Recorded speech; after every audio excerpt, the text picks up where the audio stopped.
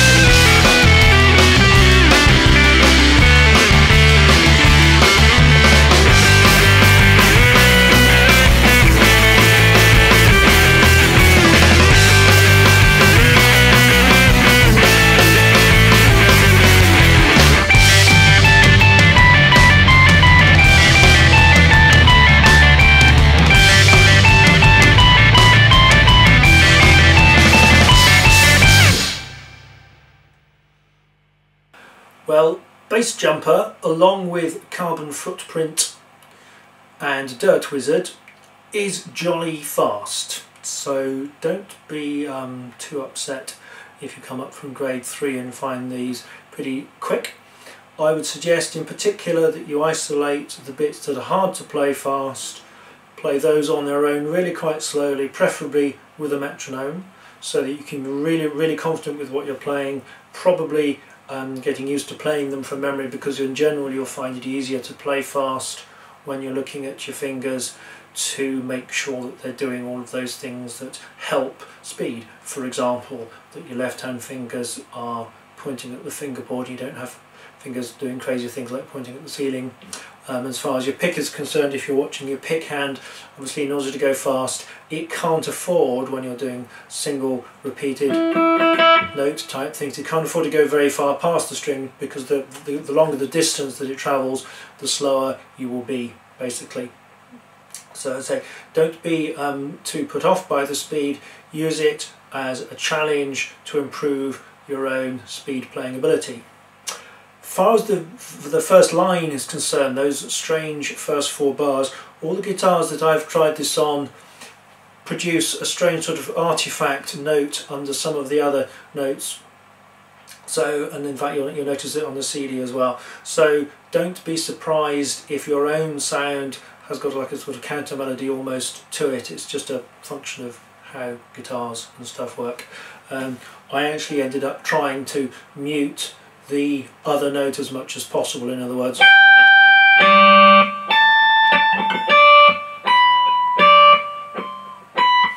Rather than letting them both ring on, you may well, for your own purposes, want to let them ring on. That would be fine. As far as the next section, section B, is concerned, the big thing here obviously is the transition from palm muting on the lower notes to not palm muting on the upper notes. In other words, muting but not, and so on. You may find your hand slightly rising and falling back onto the strings in order to make sure that that feature is really clear.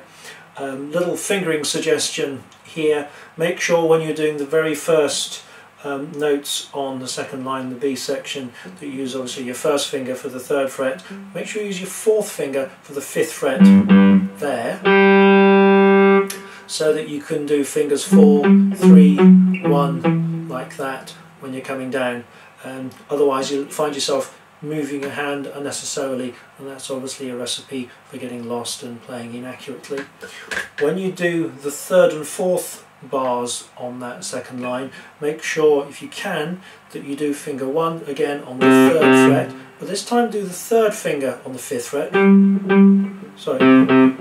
So, and then you can easily get your 4th finger into the 5th fret, like that. So otherwise you'll find you've got a finger jumping across, and that not only breaks up the sound, but again it's a bit of a recipe for playing inaccurately. When you get to letter C, you've got the octaves, and obviously we want to hear the lower and the upper note of the octave. We don't want to hear the string in between, so make sure that's muted by the back of your first finger. There's quite a lot of advice in the walkthroughs in the book about playing octaves, so make sure you dig that out as well. When I've got the time, I tend to find myself also letting my second finger just very gently rest on string 6 when I'm playing the octave notes on the 5th and the 3rd string, because then I can be strumming away merrily and I know I'm not going to accidentally hit the 6th string open because it's muted. And certainly as far as I'm concerned, as you probably saw from the performance, in order to play these octaves fast enough, you really have to do them with down and up strokes. And it can be quite a sort of big, aggressive strumming motion. You don't have to try and play them kind of prettily and sort of precisely. They obviously don't make crazy noises for the sake of it.